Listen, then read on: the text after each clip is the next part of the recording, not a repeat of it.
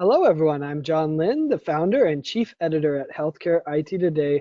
We're excited to bring you kind of a preview. This is a new series we're starting at Healthcare IT Today where we're going to talk to a bunch of EHR vendors and kind of say, what's your position on telehealth? What's your approach to telehealth? And what solutions are you providing? How are you looking at partner relationships? So watch for this at healthcareittoday.com. And first up today is MEDITECH, and we're here with Maureen Williams. She's Marketing Solutions Manager, Consumer and Physician Experience at MEDITECH. Welcome, Maureen. Thank you, John. It's great to be here today. Yeah, so I'm excited. This is kind of a new thing for me. So hopefully, thanks for being the guinea pig and kind of introducing how EHR vendors are approaching telehealth, which I think is just an extremely important topic, obviously, given the current situation. So before we dive into it, tell us a little bit about yourself and MEDITECH. Sure. Well, again, thank you very much for the opportunity to be here today. I'm really excited about the opportunities in telehealth for improving the patient and consumer experience, and I'm always grateful to talk about it. So I've been with MEDITECH for about 26 years, actually this month, 26 years. I started in sales. I covered both new and existing customers in the Midwest for a number of years. I spent some time in implementation as a project manager for our physician systems. And then I moved into marketing, where I've spent the last 5 years in a couple of different roles. Right now, I'm the product marketing manager, or the marketing solutions manager in MEDITECH speak, for consumer and physician experience. In the years that I've worked with MEDITECH, I've seen our customers start out with Magic and move on to client server. And now with Expanse, it's really exciting to see the evolution of our solutions from just keyboard driven data entry. And I was always impressed at how quickly customers could manipulate that keyboard. But today in time, it's so different. They're mobile solutions that people are using tablets for and using their phones for, just like all of us every day. And having those solutions be able to be incorporated in such a way that both patients and providers are really able to manage and control their healthcare journey, that's really what is exciting for me. And, our electronic health systems are designed to keep our patients engaged, to get our physicians home on time, and to incorporate the technology that all of us are familiar with now in our everyday lives. So it's really exciting for me to be in this time and in this place with our consumer experience solutions, because that's really allowing our clinicians to be able to partner with patients and help them manage their healthcare better and support their healthcare goals. And also, most importantly right now, to be able to stay connected with their patients, even when they can't see them in person. The physicians spend a lot of time building up partnerships with their patients and developing that trust relationship. And having the mechanisms to be able to do that and spend more quality time with their patients while patients are spending less time waiting for care really helps to improve the patient experience. And that's the approach that we take at MEDITECH. Oh, that's awesome, and I shouldn't be surprised that you've had a broad range of experiences. It seems like every MEDITECH person that I meet has gone through multiple layers. I think that's the MEDITECH approach, and 26 years seems like a long time until you think that MEDITECH's been around 50. But you've definitely seen a big part of the journey, especially all the meaningful use and everything that exploded so much. But yeah. Yeah, there's probably a conversation for another day about that evolution. But so let's talk about telehealth, though. What was MEDITECH's kind of approach to telehealth pre-COVID-19, and how did COVID-19 change what you were doing in regards to telehealth? Sure. Well, before COVID, we had a fairly broad-ranging suite of telehealth solutions, but we only had a small handful of customers, mostly in our Expanse platform, that were using those solutions. They were using them really for specific use cases. They were targeting specific patient populations and chronic conditions. They were slowly rolling out things like virtual visits, but they hadn't really jumped on board, if you will. Obviously, we were in the process before COVID started of really actively adding to those telehealth features. We developed additional functionality that really allowed patients to complete questionnaires online, to be able to schedule appointments register for those appointments, and even check into those appointments before they ever arrived at the physician's office. And those enhancements became available, ironically, just as our customers were starting to deal with the first surges in COVID. I do think that once they have some time to catch their breath, and they'll be working on incorporating a lot more of those enhancements that are available now into their patient experience offerings, even more so. Needless to say, COVID really put the spotlight on the value of telehealth, and our customers have since that time been finding a lot of new ways to use our telehealth solutions to continue to keep engaged with their patients, even when they can't see them in person.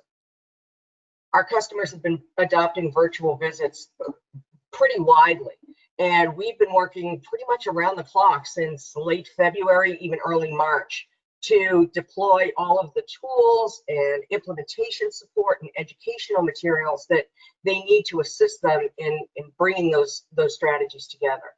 We started in March offering daily seminars on virtual visits and on implementing virtual visits. We also worked with our independent user organization, which is called Muse, to do roundtable discussions, to give users an opportunity to share their experiences with how they've been deploying virtual visits and what other solutions they might be using in order to meet the COVID needs. So those have been very helpful as well, and we're grateful to the Muse organization for standing those webinars up. Today in time, we have about 100 customers across all of our platforms who are utilizing our virtual visit solutions. And to date, I spoke with our Director of Client Services last week. We are up around 1.4 million minutes worth of virtual visits that our providers have conducted with patients. So that's literally going from 0 to about 300 miles an hour in 3 months. It's amazing. Yeah.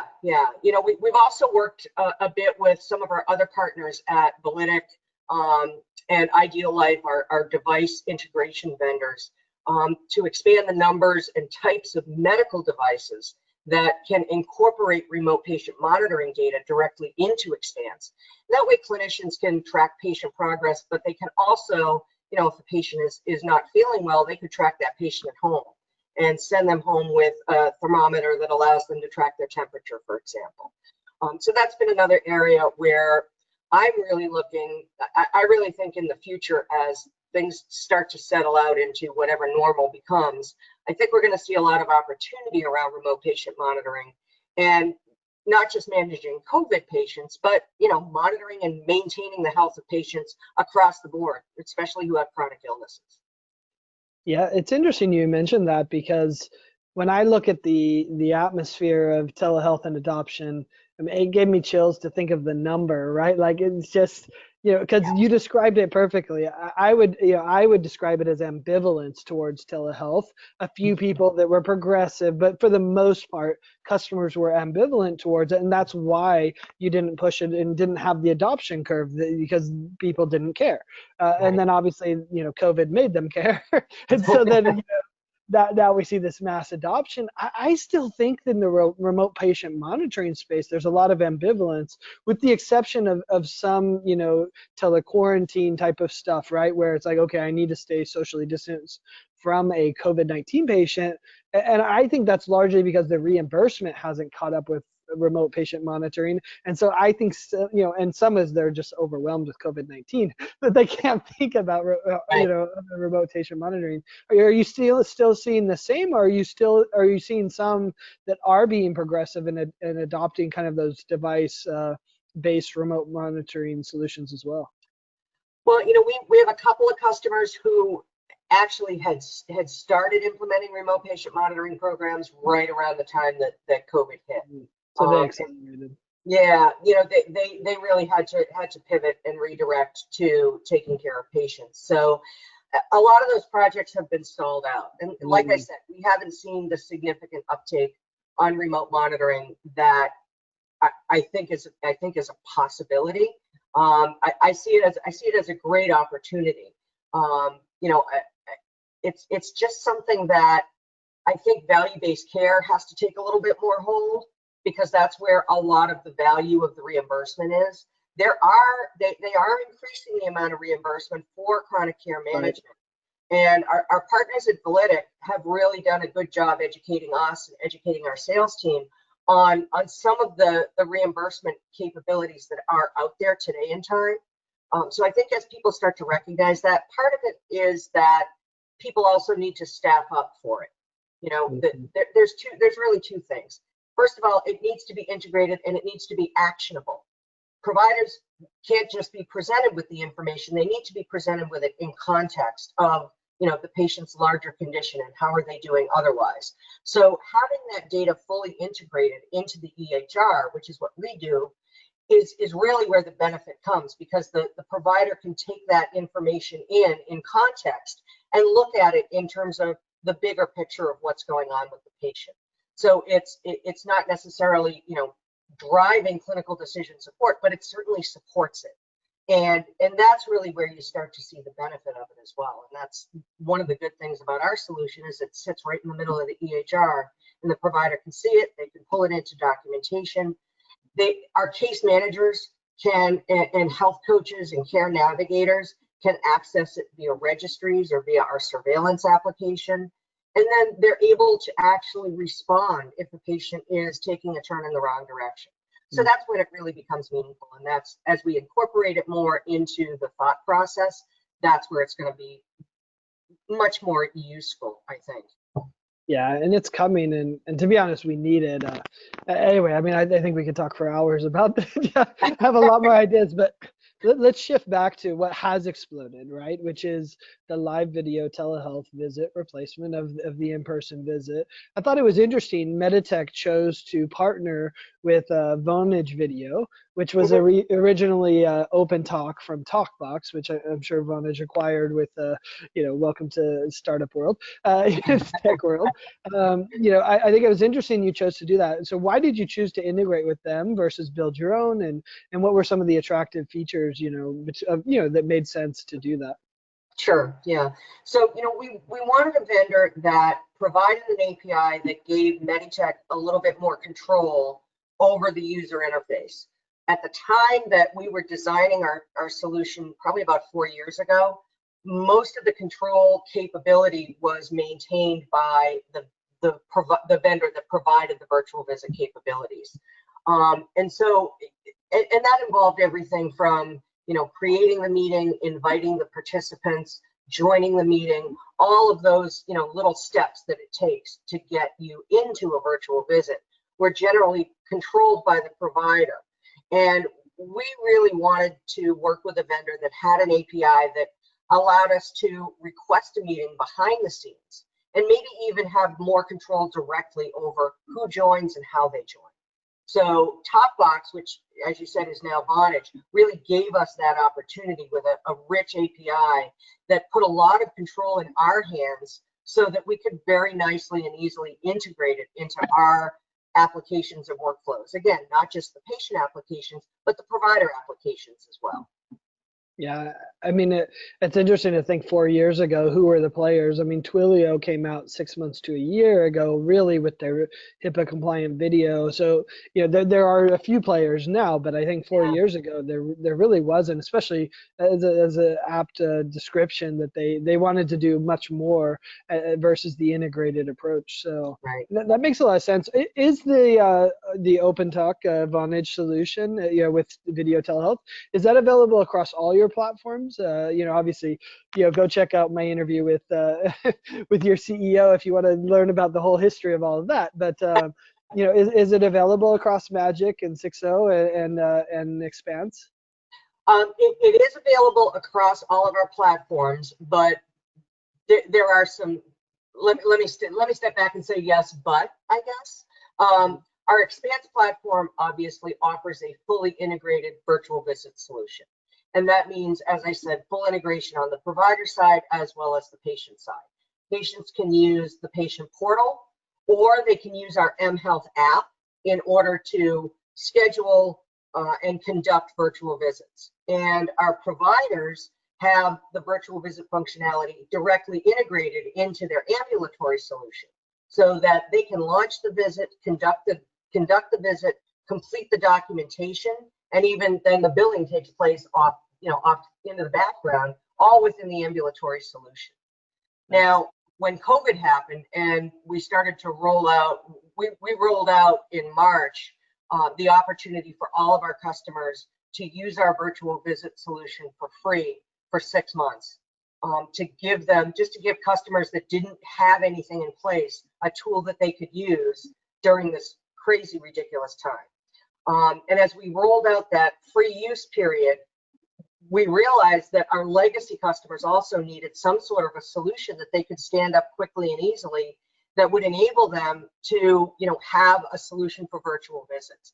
We wanted to make sure it was low overhead, so we created basically a wait queue that providers can access from their side on one of our technologies. It's not integrated with the Magic or client server or 6X platforms, but it is accessible, and it gives providers a means to conduct virtual visits without having to spend a lot of money or add a lot of overhead in trying to build up this solution in the middle of a crisis.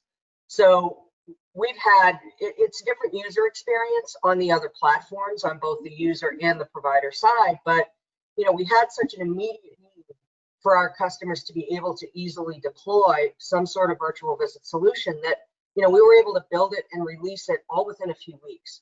I was actually really proud of the company. That was probably one of the I've had a lot of highlights in 26 years, but that was probably one of the coolest things I've ever seen us do, in rallying that way to be able to support all of our customers.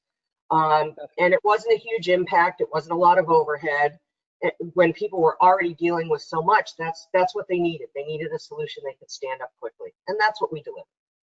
Yeah, that makes sense. I have to ask, was Vonage able to keep up? I mean, everyone was spiking. Did you run into any of those? I imagine by now it's figured out, but yeah, I didn't hear of any issues around that. Our client services teams may have dealt with some stuff, but there was nothing that bubbled up to our level. All the feedback that we got from all of our providers and customers was hugely positive in terms of, and these were folks that hadn't yet deployed virtual visits, who were up and running on it within days, literally. So we didn't get a lot of technical issues. Knock on wood. Yeah. In fact, well, there were some that didn't, so it's always interesting to find out. So it makes sense. Your legacy platforms, you provide a kind of standalone solution, but Expanse is integrated. Would you say it's fully integrated, or are there still integrations that you're working on? I mean, I think you described some of them, the integrations. Are there still some areas you want to more deeply integrate the telehealth solution with Expanse? I'm certain that there are. I don't know about integrations specifically. There's certainly other functionality that we want to deploy, and additional capabilities that one of the great things is that having that many people now utilizing the solution, we now have a lot more input about what's missing from it and what we can add to it to make it better. And we've gotten a tremendous amount of feedback on that. We've got a great list of continuing enhancements that we're just starting to prioritize now and looking at for the future. So it's going to keep our development folks plenty busy and fully employed, so they'll be happy to hear that. But from an integration perspective, that's always our first step, is how do we integrate it, and we'll continue to do that. Yeah, and I want to talk about each of the features. That's next. Real quick, has it really been a standard workflow across most of your customers, or are you finding a lot of customers kicking back? Like, I think in the EHR world, we went through that process, right? Where it's like, what should the workflow be? And different EHR vendors took different approaches in allowing you to have your own workflow versus, no, this is the optimal workflow, you should use it. Are we going through that same process with telehealth? And I'm not sure how much you have experience with that, like where we're still figuring out what is the optimal process. Does it need a waiting room, or should it go straight to the doctor? Or how do we get to the MA and then to the doctor? Or are you seeing something kind of that, hey, there is kind of a standard flow, or does it need to be more flexible, like the EHR really had to kind of be more flexible? Any thoughts there? A lot of that feedback is coming from the creativity of our customers, quite frankly. we deployed it, we put it out there with the best practices that we were aware of at the time. Sure. And I think as we go back and continue to develop those recommendations, we're going to be looking at the experiences that our customers have had in rolling it out themselves. We had one customer that found a way to be able to do, using our ambulatory virtual visit solution, they were doing basically inpatient rounds at their nursing homes. And they would, they set up a computer with a TV, they rolled it from room to room so the providers could see their patients from their offices or their homes, but it prevented them from exposing those very, very, very vulnerable patients in nursing homes to any outside influences. So I think as we do the best that we can as far as understanding current workflows and how to incorporate technology into those workflows.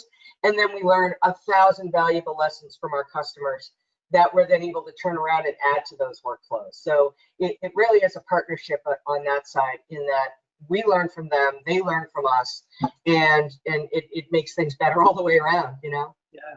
No, and I think it's an ongoing conversation. Maybe we may have to circle back a year from now and say, what is true enterprise telehealth? Does it need a telequarantine solution? Does it need a virtual rounding?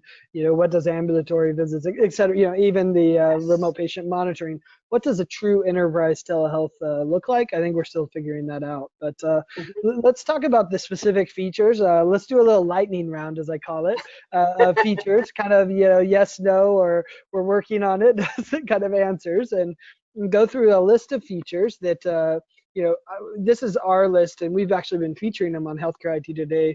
And, are these essential? Are they not? What are the different nuances of it? So let's go down the list and say, does your solution offer this?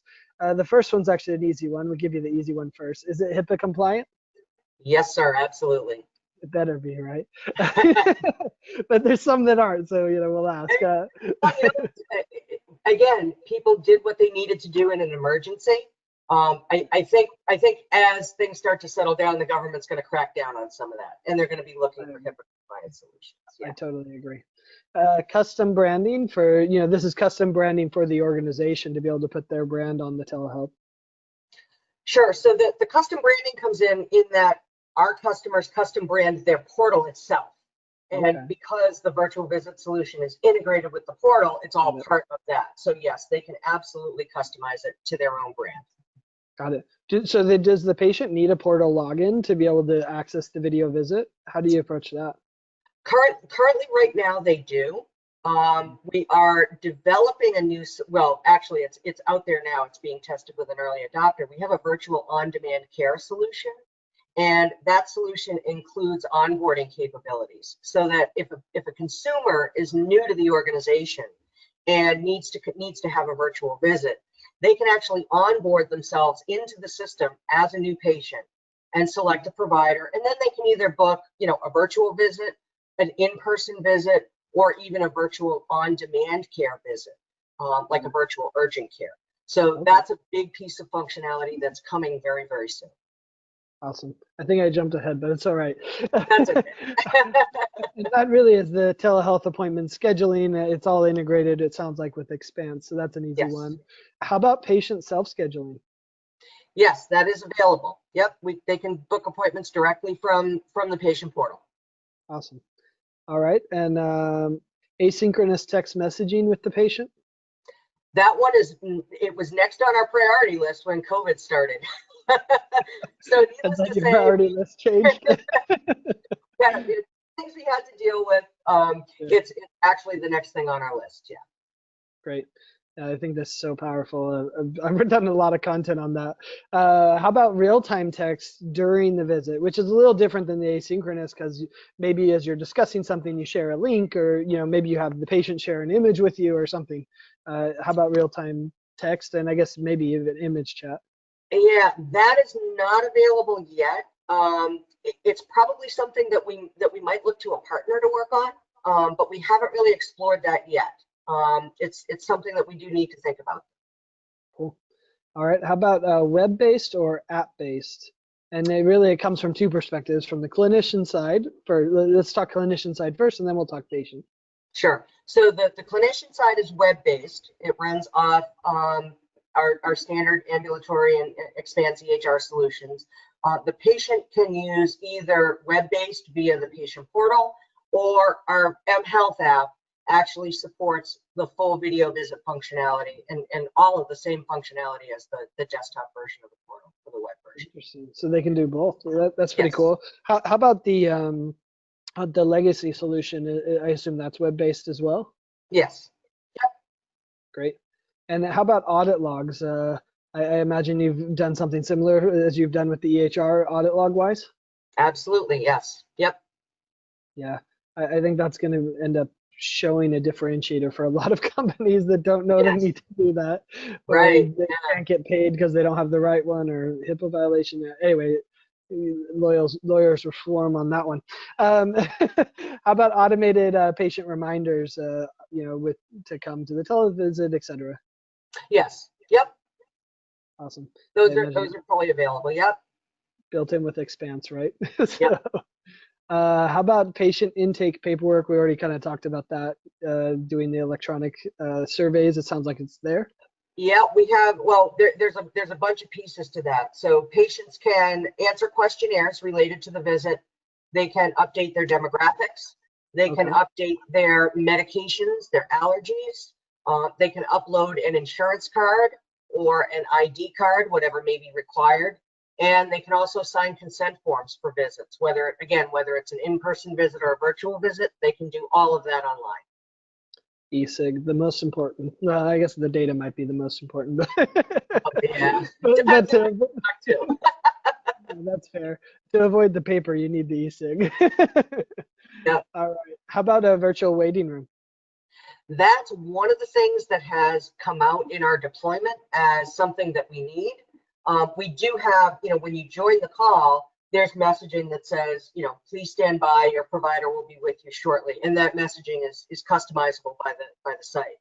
But we don't have, it's not like we have music running in the background, which frankly would really annoy me. But the waiting room, as you call it, it's just a blank screen that says your provider will join you shortly. We probably could do a little bit more work around that, and that's something that is one of the things that's been identified by the customers that have been using it for the last few months. Yeah, and I think there's also just it's more access to the front desk staff or MA staff. That's what I think I see people, and I don't think anyone's done this. There's been some that are a little more advanced than others, but no one's done it really well because there wasn't that same workflow. Like, how do I get them from the front desk staff to the MA to the doctor? Yes. I don't know. And do we even need to, right? It is an interesting question as well, but yeah, definitely something to work on.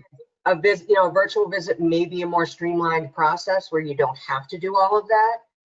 Obviously, you don't have a nurse taking vital signs for you, so that lets out that piece. But you may want to have the nurse come on in advance and verify any medication or allergy changes that you made, any changes to your health since your last visit, anything else we need to know. That's definitely something that we've seen as a necessary addition, and it's something on our priority list. Yeah, it's almost more of a workflow engine than it is anything else. Correct. And it's unique to every doctor likes it a different way, and specialties, etc. So interesting. How about multilingual? And I kind of included this. Maybe they're separate. Remote interpretation as well. Multilingual. We do support English and Spanish right now. We're compliant with I-18N, so all of the information in the portal can convert to Spanish. But that's really about it as far as multilingual. The remote interpretation piece kind of gets into one of your other questions, which is having multiple people in the call. And if you wanted to have an interpreter involved in that call, or even another family member who's in a different location from the patient involved in the call, those are features that we're going to work to add to as well. Gotcha. So you don't have team-based right now. It's one-to-one for now, but you're working on the other. Correct. Yeah, and I think it will be interesting to see how that evolves, especially if we're doing the RPM stuff. You almost have to have the team involved, and it may be a social worker. Anyway, exactly. I mean, The remote interpretation companies are working on this as well. So luckily you're not alone in it, and they're going to help out, I think. So it'll be interesting. We'll take it. Yeah. How about integrated clinical documentation? On the Expanse platform, yes, absolutely, fully integrated. Great. And screen image capture. So let's say they put up this. Can you capture the image of, the wound or whatever it might be? Officially, not yet.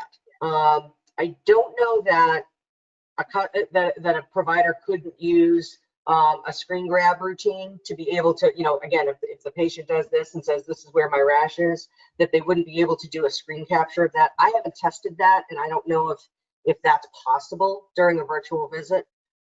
But it's that and screen sharing as well are both things that we have in development at this point.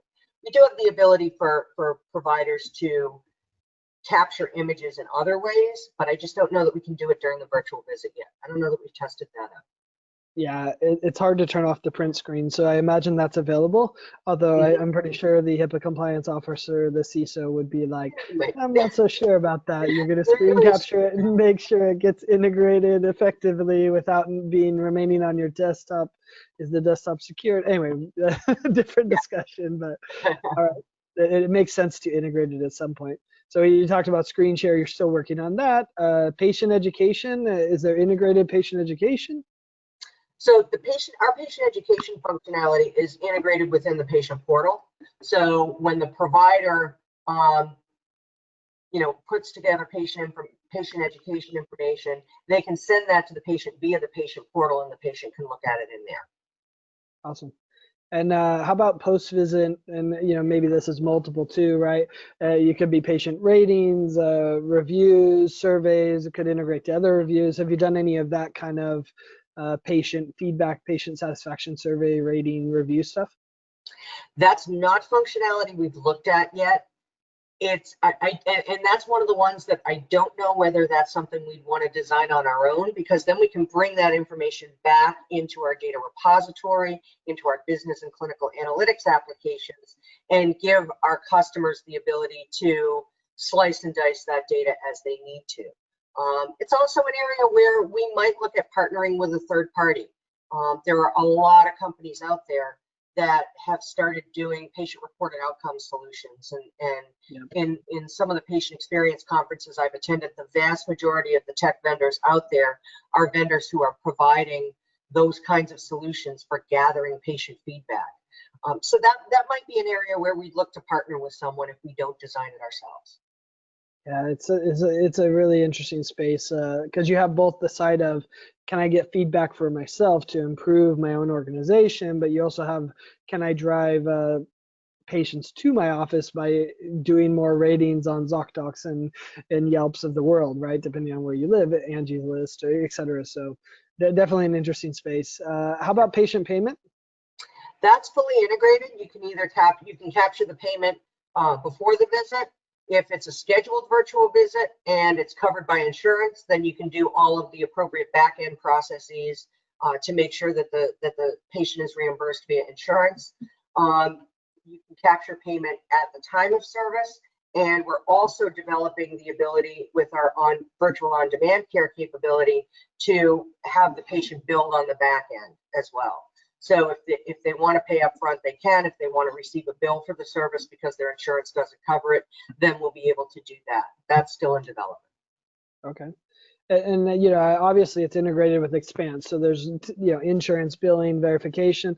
Did you do anything specific for telehealth? I know some telehealth vendors have created engines that identify, can you get reimbursed for this telehealth, or have you done anything specific that way on the reimbursement side?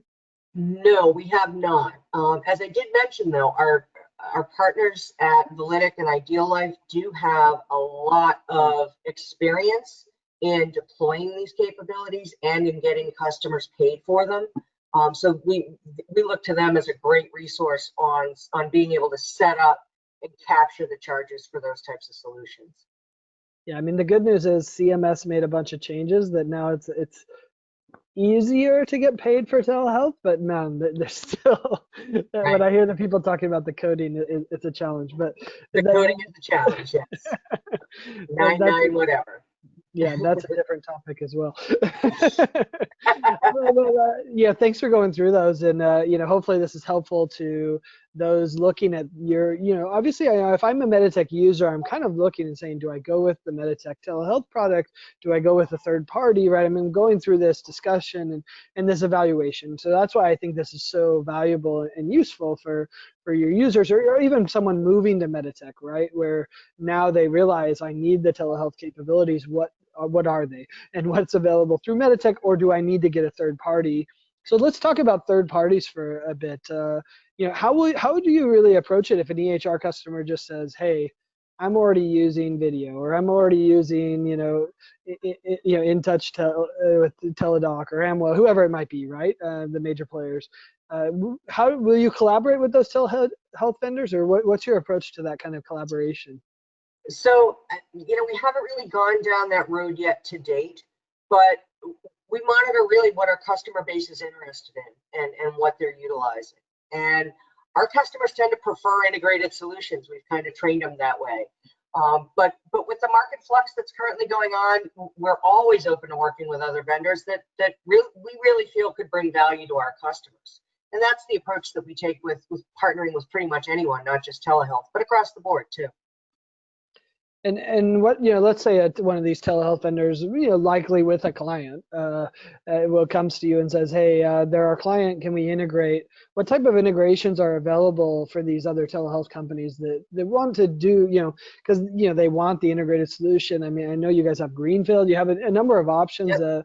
Obviously, you could export stuff. It's amazing to see the variety of integration. What's your thoughts on how to approach that, and what's available today if a telehealth company wants to integrate with MEDITECH? Sure. Well, yeah, you mentioned Greenfield as one option. We get requests all the time from customers, from third-party vendors. We monitor those requests. We work with customers to capitalize on the opportunities that they and we feel are really strategically important and that add value, of course, to our own offerings. Prior to COVID, there was very low adoption in this space, almost across the board. But we all recognize now that just as customers have had to change how they deliver care, we have to look at new opportunities as well. And I for one, really look forward to that, because I think it's going to expand the capabilities that we can offer to patients, and by way of our customers, and it'll bring more into the patient experience and improve the patient experience. So as we continue to get those requests, we keep looking at them. We have a number of other projects that we're working on right now that cover areas from remote patient monitoring, and incorporate some of our EHR toolkits, which are really, they're almost how-to manuals for how to use the EHR to manage a certain population of patients. And we have toolkits on diabetes, hypertension, sepsis, and these are basically, a one-stop shop that allow our customers to optimize our software to meet the needs of those particular patient populations. So we're partnering with other companies and with our customers to continue to expand on that and to try to capitalize on those opportunities that as they come to us. Yeah, I mean, I think, I've had this discussion with a number of people at MEDITECH, and every EHR vendor, as I push them towards more open APIs, and there are new laws coming in that regard too, but of course FHIR, HL7, but it's amazing what people do with an exported CSV as well. Right. Around appointments and patients, etc. So, I think that's where we're at right now, but hopefully we can push forward into a more integrated one. And I guess that's maybe my next question is, are there specific areas of telehealth where you're like, MEDITECH is not going to play in this area? It sounds like, you've kind of said that with RPM and chronic care management with some partners there. Are there supporting services where you're like, no, MEDITECH's not going to build this. This would be a great area for a partner to come in and add value to our customers? Oh, definitely. Yeah. We always try to take advantage of opportunities to partner with other solutions vendors to expand and enhance our own offerings, obviously. As you said, we've worked for some time now with MEDITECH and Ideal Life to use their APIs to bring remote patient monitoring data into the EHR where it's usable and actionable. There are other vendors that we're collaborating with on projects like the fire scheduling API. We have one vendor that we're working with in the inpatient space and another that we're working with in the ambulatory space. The fire scheduling API is great because it's going to give our customers the opportunity to put forward a single scheduling solution to patients and consumers, regardless of what back-end scheduling system or systems may be in use. You know, we have a lot of customers that don't have fully integrated MEDITECH solutions end to end. I wish they all did, and maybe someday they will, but they don't right now. And there are a lot of opportunities from a patient satisfaction point of view to make it easier for patients to have access to healthcare and make it easier for them to get in and schedule appointments. And some of these third-party vendors that we're working with offer those types of front-end solutions that pass the information to the scheduling system, and it automatically pops in there just as if it came through the MEDITECH patient portal. Yeah, that'll be interesting to see the fire scheduling API. You know, we actually just did an interview with conversion to MEDITECH Expanse and talking about the number of ambulatory, largely, you know, that you know, they might have an ambulatory system and then they have MEDITECH's acute care, and you know, how do you integrate that? Yes, it becomes a challenge, right? Yep. For sure. So that makes a lot of sense, and you know. I think I've often said partners are the future, because I don't think MEDITECH's going to be doing genomic medicine and precision medicine. So it's like, how are we going to integrate that as it evolves, right? And the answer is an API. Yep. Well, don't be so sure about genomics. Oh, yeah? but there is going to be the need, because not all hospitals have the capability of conducting genetic testing. Most of that testing gets sent out to a third party. And our challenge is to be able to take the data that those third parties are generating, and again, bring it into the EHR in a way that's actionable and usable for things like clinical decision support, best practice recommendations on, you know, for specific patients, for appropriate drugs to use given their particular genetic makeup. So it's with genomics, it's not so much about being able to manage a genomics program. It's about managing the data that's coming in for the benefit of patients, to have that genetic information in their EHR where it's usable, and providers can make decisions based on having that information available. Yeah, and that's why those integrations are going to be so important. It's just, you know, and I think it's true in telehealth. I think it's true in genomics. It's true in so many areas. That's it's going to be interesting to see the future. So, you know, I guess just to kind of wrap up this, and I appreciate you taking the time sharing these insights, and you know, hopefully those watching, well, we've gotten a good overview of what you guys, you know, how you look at telehealth. But you know, how do you see it kind of as part of that, you know, the growth of the MEDITECH business?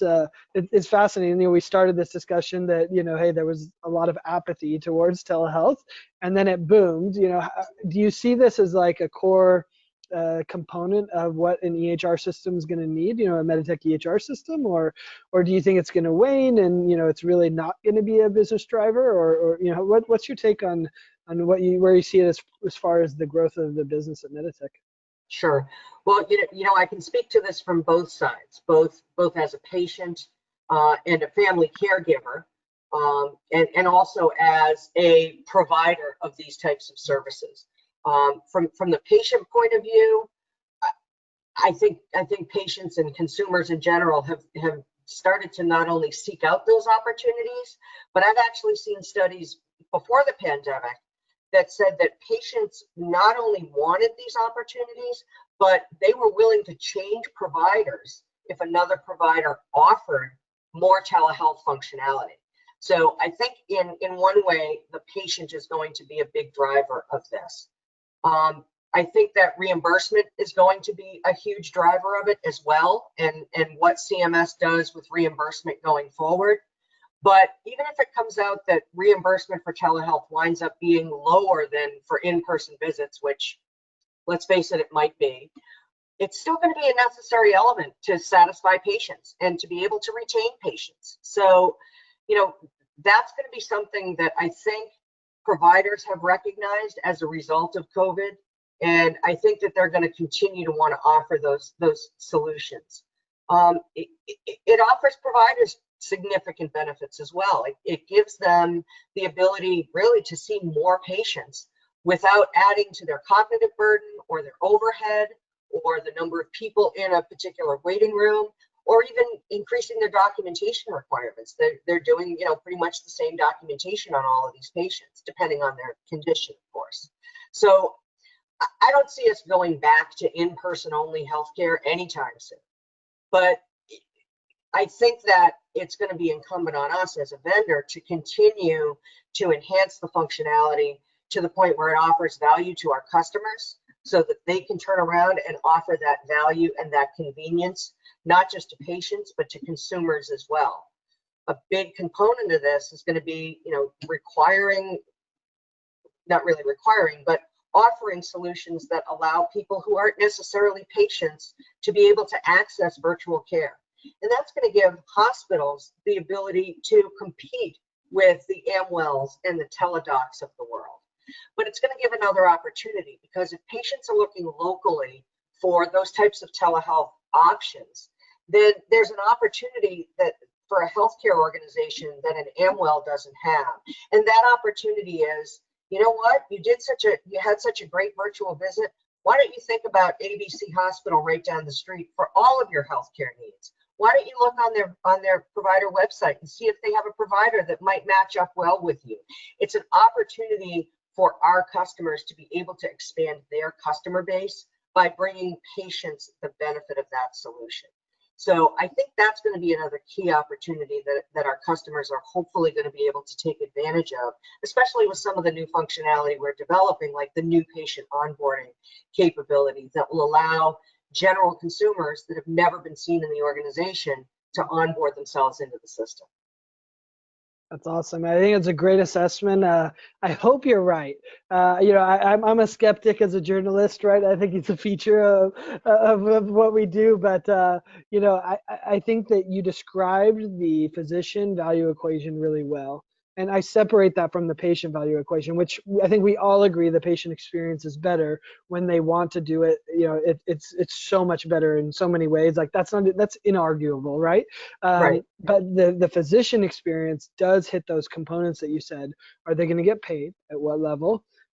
Is it as convenient as an in-person visit? Which I think, to your point, the EHR vendor or telehealth provider, whoever that might be, needs to do that in the right way to make it as convenient or even more convenient than an in-person visit. So I think that's still a TBD, right? Like, how well will it integrate? And then, obviously the third is, are they visionary enough to realize that whole patient referral that you just described? If I did a telehealth visit, does that mean that they're going to come in for an in-person visit, et cetera? So there's a lot of moving parts there that I think are going to be interesting to watch over the next year. But I 100% hope you're right, and that it's it's here to stay. But the question is at what percentage, right? Yes. Hopefully it's a large percentage that makes it convenient for the patient. So anyway, thank you so much for sharing your insights and perspectives, and thanks everyone for watching this video. I'm John Lynn, the founder and chief editor at Healthcare IT Today. We've been here with Maureen Williams, marketing solutions manager, consumer and physician experience at MEDITECH. If you want to find more great health IT content like this, check it out at healthcareittoday.com. Thanks, Maureen. Thank you, John. Have a great day.